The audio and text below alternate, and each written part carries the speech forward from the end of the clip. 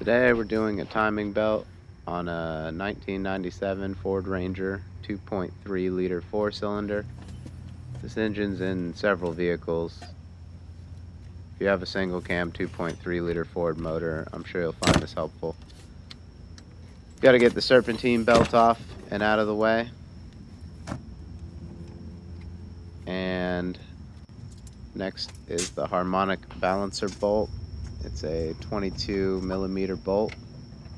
I lean the ratchet on my frame rail and kick the starter over. There's no threat of it starting because my timing belt is already out of the truck at this point. When it broke, I pulled it out. There's an AC compressor and power steering bracket that you have to get out of the way. It has a pulley that sits over the timing belt cover. It stops you from taking the cover off. The first bolt is a 10 millimeter that sits right under the first runner of the intake manifold. These bolts are a little annoying to get to, but nothing too bad really.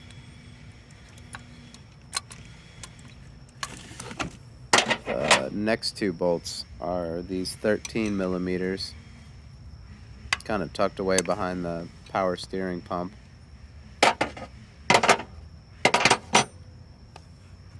There's one. There's two. And you can wiggle this bracket around, put it how you need to get the cover off.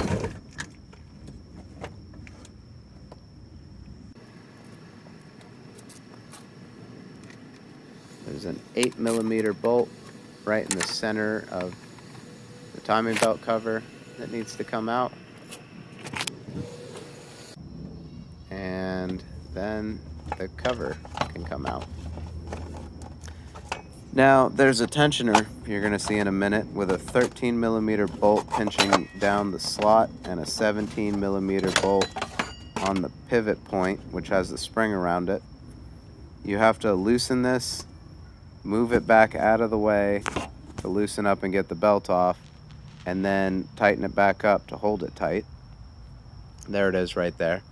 And once your belt's on, you have to loosen it, let it go tight, and then tighten it up in a tight position again, if that makes sense. I got lucky. My harmonic balancer wiggled off that easy. Hopefully you will too. Here's the timing mark on the cam. There's another mark aiming straight up, but this is the important one. Make sure those two marks line up there. There's the tensioner, 13 mil and 17 mil I was talking about. There's the marks on the oil pump drive gear. They are important. Your cam position sensor reads that. There's the tensioner pushed back and snugged up in a loose belt position. I put the truck in 5th gear and roll it to get the engine to roll and put my crank in the correct position. The keyway goes, dot goes lined up with the notch in the cover. Keyway goes up like that. Then you get your belt on. You use your tensioner to let it get tight. Snug it up in a tight position, and you're ready to go.